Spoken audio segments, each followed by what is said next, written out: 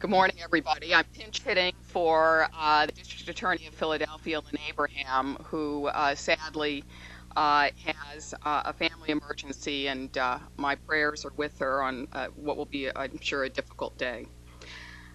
The point of putting together this conference, which was primarily orchestrated by a new group at Cardozo, which is called the Cardozo Advocates for Kids, Amal Sinha and Danielle Morber have done a yeoman's job in putting together a first-rate conference in a very short period of time.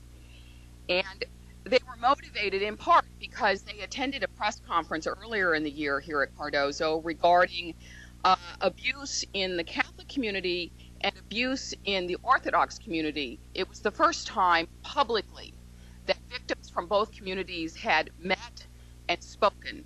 And it was a very moving event. And afterwards, they came to me and said, we need to start a student group. And in the best spirit of Cardozo, they've done that, and they're off with a bang, I think. The worst enemy that we have in our culture for children is ignorance. And we have a lot of ignorance. And the biggest question that needs to be asked right now about abuse in religious communities, abuse in the home, and abuse generally, is what are the facts?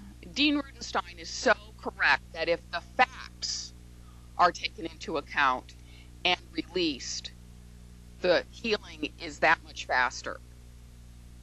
Right now, we have an opportunity as a culture to learn about the hiding of religious abuse, the dominance of the choice of hiding the abuse, by watching as religious entities in particular are being exposed as having hidden abusers, and as we can watch how they respond. And how have they responded?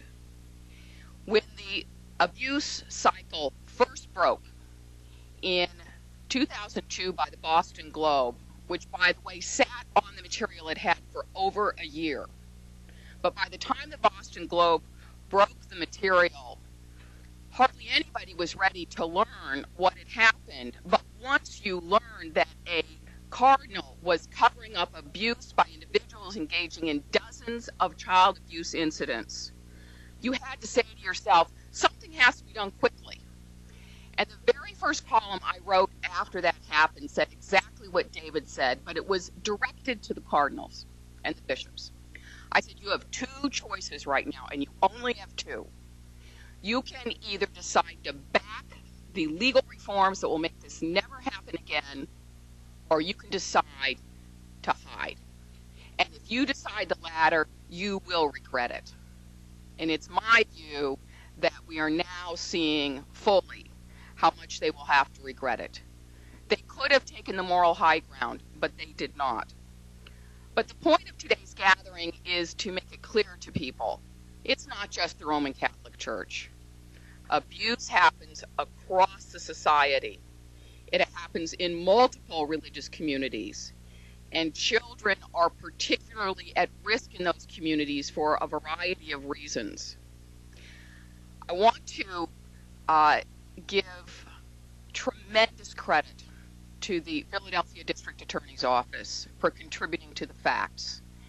That DA's office, led by Lynn Abraham, and whose heart and soul in their investigations in this field is Charlie Gallagher, who's with us today. That office led the country in asking the following questions. Just tell us what the facts are.